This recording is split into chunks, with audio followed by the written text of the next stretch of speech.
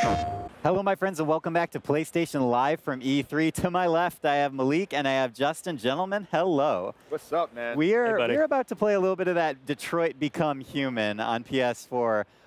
Yeah, Justin, you're gonna drive. I'm gonna dive in. Yeah. Good luck, man. I haven't played this, but I've seen it played. You've seen it. So let's see if I can replicate the success that I've seen in the past. You'll be fine. For those that don't know, Detroit Become Human is the next game from Quantic Dream, renowned studio known for their storytelling, known for narrative choice. Yeah. Malik, I think you got some high expectations for this one. Oh yeah, right? yeah. I mean, was a big fan of Heavy Rain, Beyond Two Souls. Enjoyed that game. So my expectations for this are pretty big. I even enjoyed like the old school throwback Fahrenheit. Like, I thought that game was great. Old or Indigo Prophecy. Yeah. No, Some people know I hear you. that, I hear you. But, I hear you. Yeah, a big fan of all the games, man. So I'm looking forward to this one. And we wanted to give the folks watching at home a little look at this build because I believe this is kind of some of the footage they showed last year, right? From so I actually didn't realize it cut to gameplay. That's how seamless that was. Wow, yeah, that wasn't. You're just like standing there. We're like, man, this demo is taking a long time to start. Connor, do something. So this is one of our playable characters in Detroit Become Human. I shouldn't say one of our characters, like I made the game. Yeah, I know, right? Let's be clear, I am not with Quantic Dream. There's 3 of them, right? Total, right? 3 playable? Yeah, there's 3 characters. We just got introduced to Marcus, the Android revolutionary. That was last night. And he's played by Jesse Williams, correct? Or he looks exactly like Jesse. I don't know. I think that's either the doppelganger I know, or right? it's being played by. I'm not sure. But this is kind of the hostage negotiation scene that we you might have seen this when the game was originally revealed, and now we actually get a chance to play it and see some of the different ways that the situation can pan out. Already I'm thinking this is a very luxurious apartment.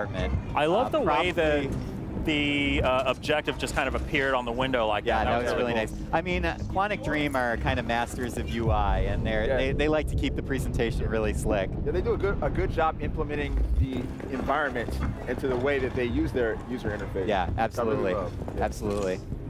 All right, so someone's just, all right. Oh, let's talk to Captain Allen. Okay. Denied. It's like, sir, you have to talk to the captain. All right, so what do we got over here? This is very official. Captain Allen, my name is Connor. I don't think any of us can hear what's being said. So Justin, I sure hope you know what choices I'm trying to imagine what they're saying right now. Shot down well, they look really serious. It's a tense environment. Things seem to be going well so far. Right. I don't know if that's true because there is still a hostage situation. Yeah. Let's see, so let's ask for the deviant's name. Do you know its name? I haven't got a clue. There we go. We can hear it a little bit better. I need information to determine the best approach. Justin, I think this is going to have to be behaving strangely by instinct. Yeah. This playthrough. Listen. Every choice counts, man. Every choice. It really does. So and I mean, that's one of the cool things about Detroit and also the other games that that Quantic Dream does is that so much of it is controlled by you, the player, all through the story. I mean, especially in previous games like Heavy Rain, characters can live or die depending on what you do. So. Yeah, everything has ramifications, consequences. Some things will make the game easier if you do it the correct way too. So this, oh God, I love their UI. So good. I just want to see it all the time. I wonder how much time they spend actually like making the animations for just like the subtle things. Tiny little stuff. Yeah. That's one of the great things about game design is it's a giant orchestra of tiny details, right? Yeah. And it's just all these little things that you have to do. Justin is just trying to reconstruct calculations. I do not know. I'm so glad I'm not playing because I have no idea what's going on. Oh, here we go. There's some other stuff over here. You're collecting data. This looks important. Analyzing the ammunition. So we're going to reconstruct what happened here. Oh. Oh, and use the L2 and R2 to that's kinda, cool. Yeah. Oh, wow. Scrub through. Oh, okay. So he's kind of like getting an idea of where. Yeah, I see. That's cool. Oh. Nice. If only he had that those special glasses that the guy from Heavy Rain, the detective from Heavy Rain had. Make this way easier for him. I'm pretty sure he has those glasses built into his face. Yeah, because this is, yeah. So as we gather more data, you'll see the probability of success is rising. Like somebody had a entertaining party Yeah, this is when the party goes too far, and real emotions are running high. Something bad happened here. Oh, okay. Well, I maybe shouldn't have made light of this because this got really serious. Yeah. So, for all you watching at home, Quantic Dream does not mess around. Right. These are very serious games for with adult subject matter. So, definitely not those with a queasy stomach. Yeah, and that's what I really like about Quantic Dream. You know, they don't pull any punches. Yeah, no, they definitely go there. Right. Yeah, totally. And it just makes it feel more organic. It makes it feel more real, and it makes everything feel just a little bit more intense. It makes you really reconsider every choice that you make, because you're like, oh man, this character that I really love could be a character that's on the ground lifeless if I don't do this right. Yeah, and that was a really chilling. Yeah. I mean, it's really crazy. Being able, this is kind of like the ultimate detective game, right? Especially when you're playing as this character. It's Connor, right? Am I remembering the name of this character correctly? Yeah. Yep. Justin says I'm right. Malik says I'm right, so I must be right. Justin, what do you think so far? You seem like, for someone that's never touched this game, you're getting along just fine. Yeah, I'm figuring it out. Yeah, it seems pretty intuitive. I really like the whole crime scene reconstruction mechanic that we're dealing with here. There we go, probability higher. This is just one of the characters that you're playing in Detroit, which means, you're going to get different story and different gameplay elements depending on the other characters. Like the Marcus demo from last night. That was let's talk cool. about that. That was super cool and very different. This is much more methodical and calculated. The Marcus stuff, well, it has some of those elements that seem like there was a lot of action, a lot of intensity. He's an android revolutionary, so he's actually on the other side. He's more of an activist, Yeah, which I found to be very interesting because the character, looks like Jesse Williams, who is an activist. But it was cool because you had the choice to be violent or to be more peaceful. With all the robots that you had teaming up with you. So yeah, that was really cool. And let's talk about the other character too. We can't forget about Kara. Yeah, absolutely. She kind of kicked this whole thing off. Yeah, with the kind of the original proof of concept and tech demo, the Kara trailer. So that feels like years ago. I don't even remember when that trailer came out. I remember everybody was losing their minds like, this has to become a game. Oh, I know, totally. and that's kind of how Quantic Dream does it, right? Like, David Cage and his team, they want to try a proof of concept and see what, the reaction is and see where they can go with the story. But then she kind of made her grand re-debut in the Detroit Become Human announcement trailer, I think. And that's where we got to see a lot of the setting about how this is a, near future Detroit. There's been an Android boom, and now, there's just so much more at stake because there's sort of like this uprising of AI. All right, cool. Hey, let's turn on some subtitles. Yeah, I feel like there's a lot of talking happening, yeah. and I feel like I'm missing out. There we go, boom. There we go. I think I got it. It's almost as if we should have done that at the beginning. I was like, what's the way to mitigate us not understanding what's going on with all the excitement, the E3 excitement around us? Yeah, this looks very important. I wish I had an iPad like that. You can see right through it. Cool. Swipe the touchpad to interact, Justin. That's cool. One of these. Nice. It's just going to make me depressed. It's like, what a way to kick off E3 2017 with a crime scene investigation. I mean, I don't think this is meant to be an especially happy game. No, I mean, as we said, Quantic Dream doesn't mess around. But got some more Malik, like what we were saying, that announcement trailer showed what was at stake. Showed some of the very relevant conversations that this game is having in the community, which is sort of like, what is the meaning of AI? How does that AI fit in with the larger picture of humanity and its interaction with AI? So Indeed. These are the big questions that I could not possibly answer by myself. Right. Well, and it's kind of cool too because it's also a contrast on just humanity. Because the AI is kind of like, well, why is humanity the way humanity is? It looks like something just happened there. All right. Oh, no. So this was a first responder, huh? Oof. More gory details. So Justin is assessing for clues. Very nice, very nice. Okay. Now he's reconstructing the scene. Let's see what happened. Oh. Oh, man. There it is. That's brutal. I've shot the Deviant. Okay. Okay. All right. What's over here? Hostage witness the shooting. Oh. Okay, we're starting to understand how this all went down. Oh, yeah. There's something over there. Weapon located. Okay. Justin, you were saying also that your percentage of success was changing. I didn't see that. Oh, it's right there. There it is. Yeah, the probability. All right, dude. Well, you got 58%. You want to just try and you should just jump out onto the balcony and just go for it at 58. No. No, we still got a little time.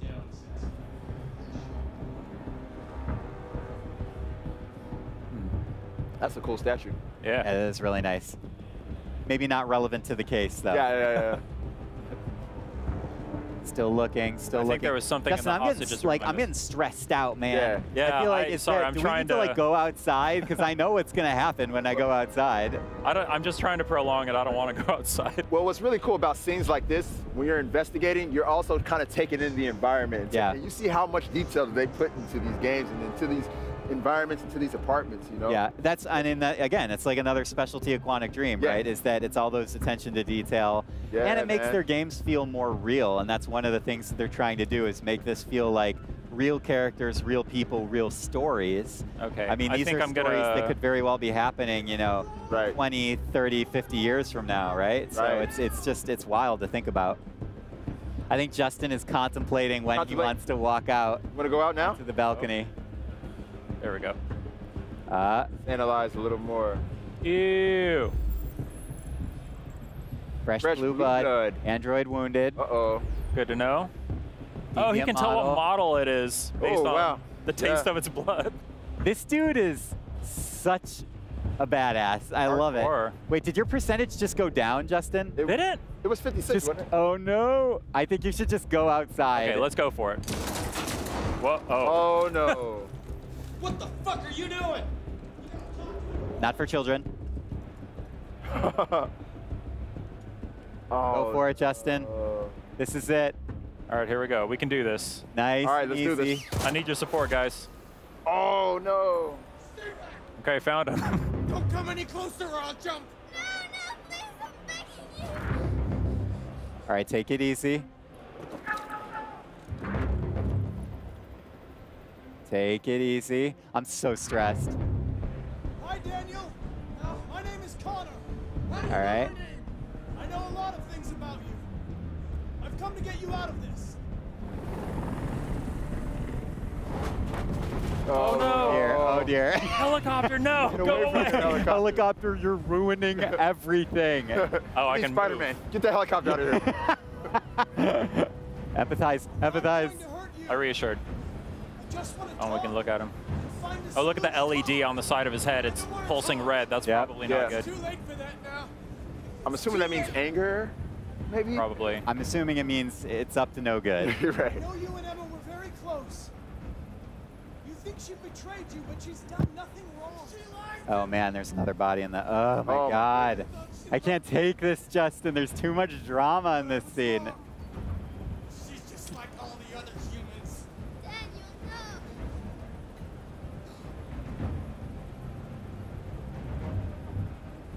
Get that? Yep. Okay. All right. All right. It's not your fault. Okay. These emotions you're feeling are just errors in your software.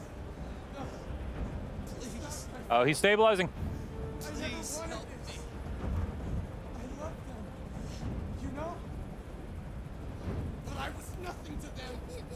Just a slave to be ordered around. Oh, no. This is not looking good, guys. I'm getting stressed. I'm actually real. My palms are sweaty right now. Don't get him to the hospital. He's going to die. All humans die eventually. What does it matter if this one dies now? I'm going to apply a tourniquet. Don't touch him. Touch him and I kill you. Oh, no. Oh, my God. I'm not alive. Ooh. Cold-blooded. Oh, yeah. Oh, he's You're going to destabilizing destabilize. Justin. Oh, I can't take this. What if I need backup? Easy. Are you okay, Emma? Please help me. I don't want to die. I don't want to Oh man, this is so intense. Yeah, I think especially when you have kids, seeing kids in danger is it's a little harder to watch. This would normally just be like, whoa, this is so crazy. Right. But I'm like all jittery now from watching this.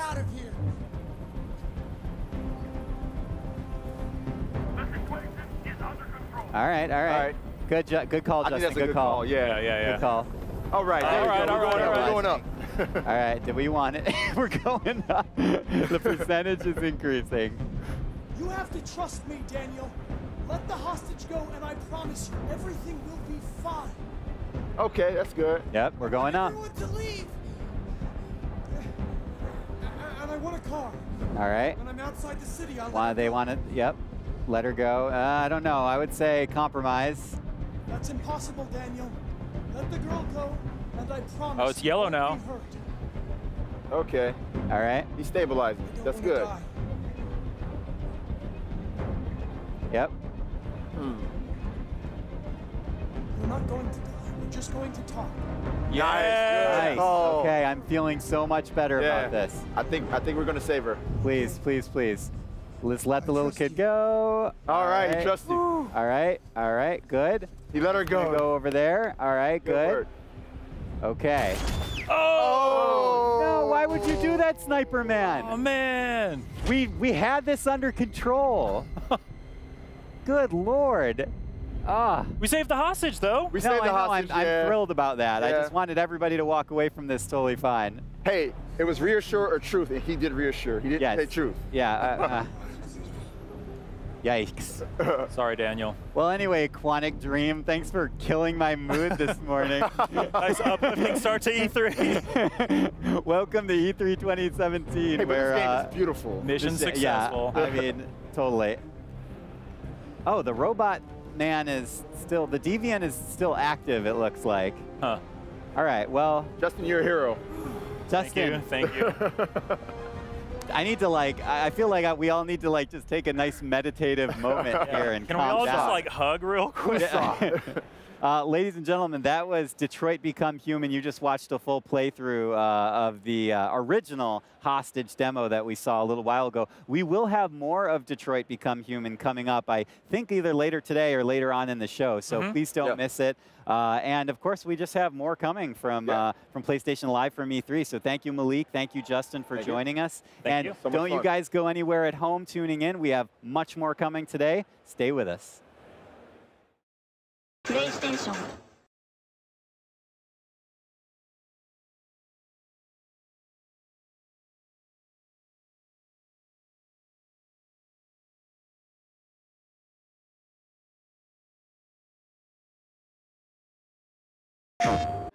Hi, everyone. Welcome back to PlayStation Live from E3. I'm so excited to be joined by David Cage of Quantic Dream and, of course, Ryan Clements. And we're here to talk about Detroit Become Human. Now, I just played this demo last night at the Expo. I got to play the hostage demo, and it's a super intense demo. It is. Yeah, I really enjoyed it. We got to see a little bit about it last year, and this, I think, just kind of built on it. So walk us through a little bit about the Android technology that we get to see and how it's kind of taking over. Well, the game takes place in the near future, about 20 years from now, and it's a world in which technology has made possible the creation of androids that move, speak, behave like human beings, but they are treated like objects. So in this game, we're going to control 3 characters. Kara was the woman we introduced a year ago, and at last E3 we introduced Connor, the Deviant Hunter. So last year it was just showing a video, but this year it's fully playable, as you could see, and people can play it on the show floor.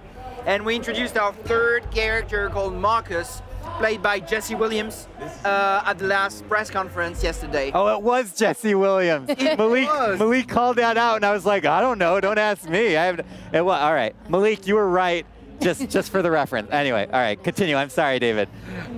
That's it. Oh, okay, perfect. I wanted to just say that I think that Detroit, it's like the perfect time that you guys are showing this game, because even in technology now, AI is like a huge thing that people are trying to wrap their mind around, because these are really very real questions philosophically and morally that people are facing now in the world and in the next 10, 20, 30 years. I mean, I feel like you guys, I think you knew that this was all coming together. built it right into the story. Yeah, right. Well, I was not the first one to see it. I was really inspired by a book called Singularity is Near by Ray Kurzweil, where he described this future in which, you know, human intelligence doesn't evolve much, but machines, they have an exponential curve in how they progress. So there will be a point in the near future where there are two curves we're going to cross, and they will become more intelligent than we are. And what if, beyond this point, they will start to feel emotion and start to want rights? How will we react? What will we do about it? And that's a very interesting question, and it's fascinating to me, especially because I think this is going to happen.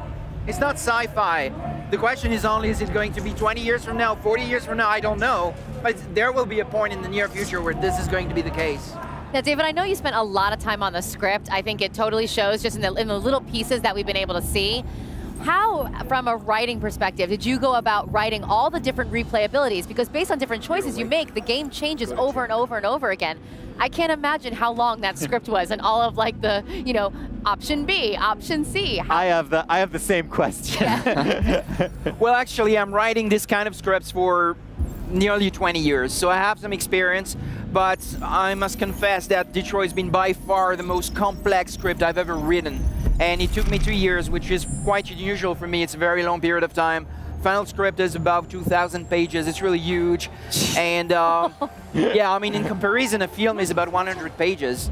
This is 2,000 pages, so you can imagine, I mean, the amount of work, all the dialogues, all the conditions, and the different branches in the tree structure. It's been really a nightmare to write, to be honest. I appreciate your honesty, though. Yes, we thank you for the beautiful nightmare. Yeah, how do you try and find the focus? I mean, how do you always direct things back to the story that you want to tell? Well, the thing is that there is not one story that I want to tell. There are many stories that I want to tell, and I just try to create this narrative space. It's a little bit abstract, but I create a narrative space in which the player is free to evolve and to tell his own story. So you cannot tell any story in Detroit. There is still this narrative space over there, but you can really build your own story based on your actions and face the consequences of your decisions. Did you actually go to Detroit and do research there? Because Detroit itself feels like its own character. Oh yeah, absolutely. I mean, it was so important for us. We couldn't have written a game about Detroit without going to Detroit. And of course, we visited the empty factories and the empty churches and all these things that people can see on the internet.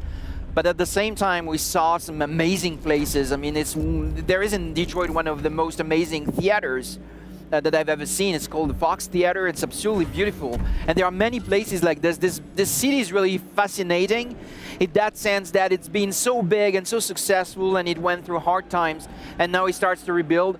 It's a very interesting story by itself. So for me, it was obvious that my story had to take place there. And how much of a hand do you have kind of in the artistic and, you know, stylistic and tonal direction of the game as well? Because just everything seems to light up on screen when you're looking, especially at the, you know, the Connor demo. Because, well, first of all, we can talk about how stressed out I got during that demo, but we could save that for later. But I mean, how do you kind of keep your team guided and enhance their ability to tell that vision? Well, first of all, I have a very, very talented team, very committed, and fantastic people working incredibly hard. So my role is more like a guide to see, okay, we want to go in that direction, but how we need to get there, I mean, they know better than I do. So they do a fantastic job, and if the game looks great, it's thanks to them. So you don't program the whole thing?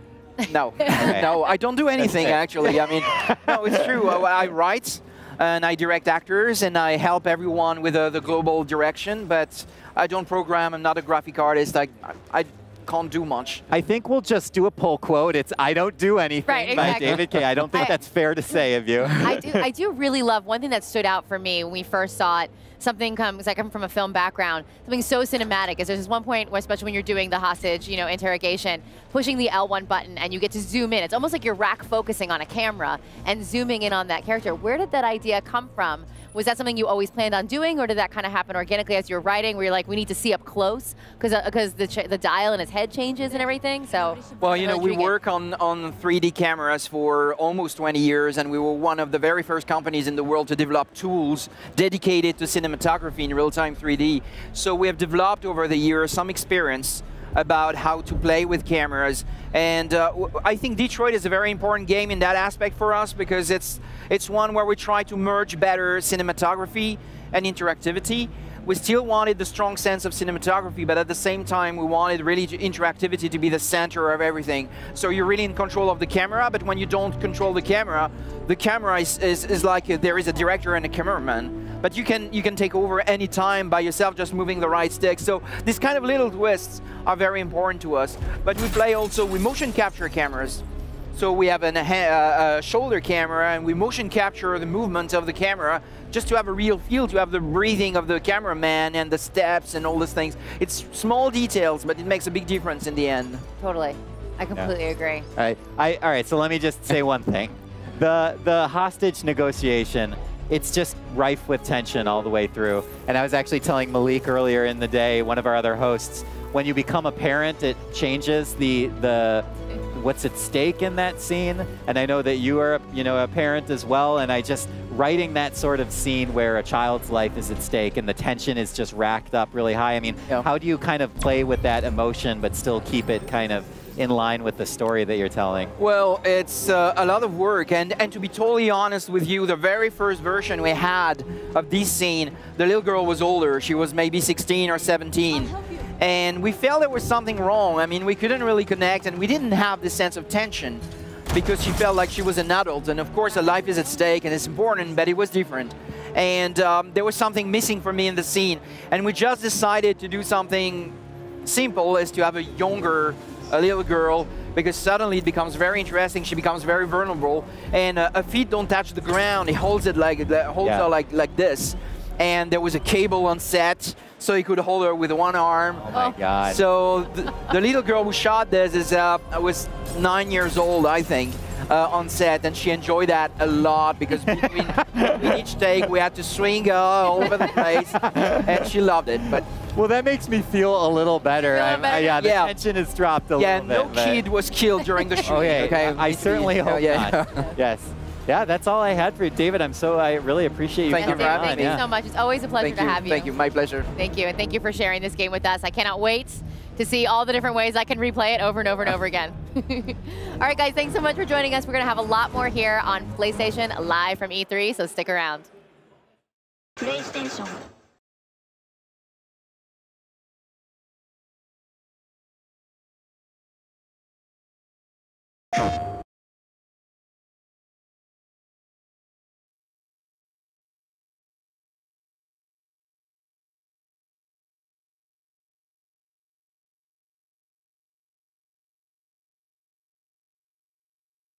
Hold on, just a little while longer. Hold on, just a little while longer. Hold on, just a little while longer. Everything will be alright.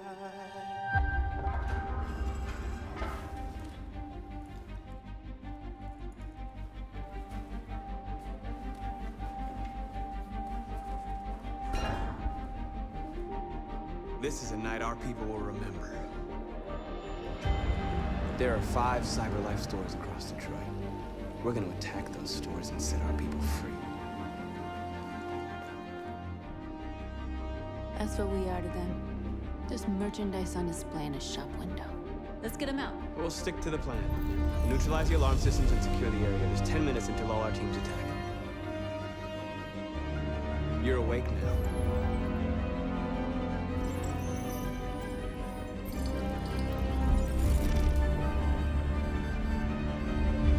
Marcus, watch out! You are committing a Class 3 offense. This infraction is being reported to the police. Shit. We gotta go. What? We can't just leave our people behind. It's too late. If we stay here, we're gonna get shot. North. Our people need us alive. There's nothing else we can do. Marcus!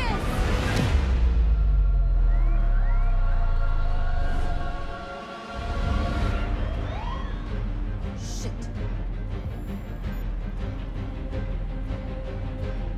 Take cover.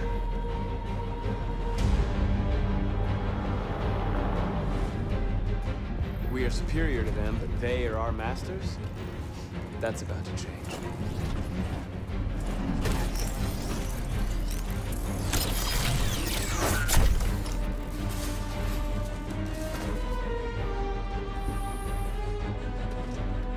I'm gonna send the humans a message.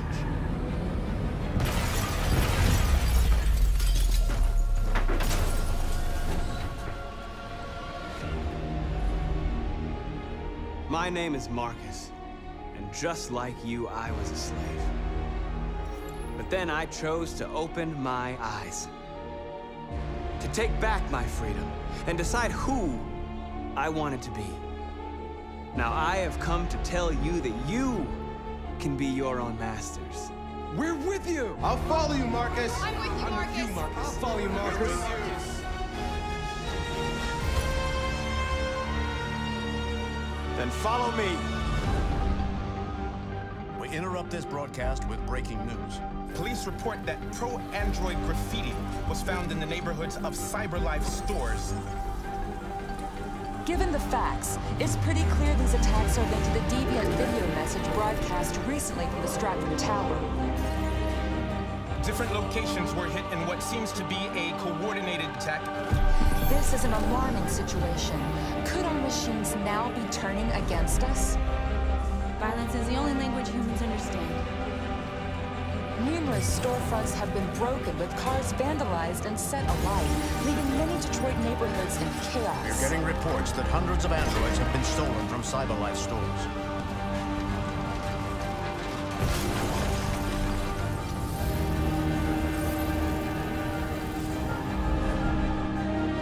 Property was damaged, and fires continue to rage in several major districts across the city.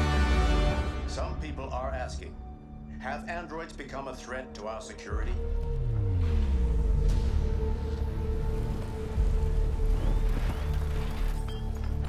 They're coming.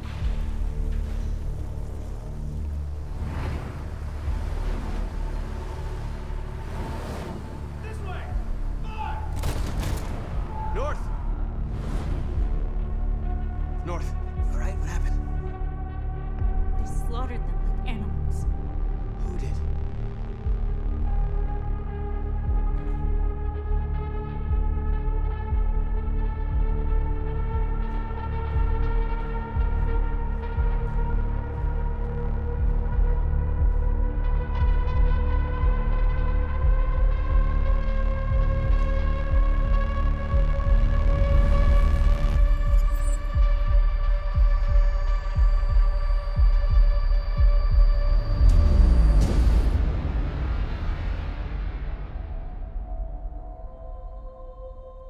My name is Marcus. I am one of them. This is our story.